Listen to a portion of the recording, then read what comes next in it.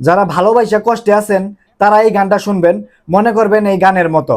এই পারেতে যদি মিলন না হয়, মনে করবেন আপনাদের ভালোবাসা যদি সত্যি থাকে, ওই পারেতে ঠিকই আপনাদের ভালোবাসার মিলন হবে। তো গানটা শুনবেন, যদি ভালো লাগে তারপর লাইক কমেন্ট করবেন। আগে গানটা শুনেন, চমৎকার একটা গান। এই পারেতে যদি প্রেমে হইল না মিলন,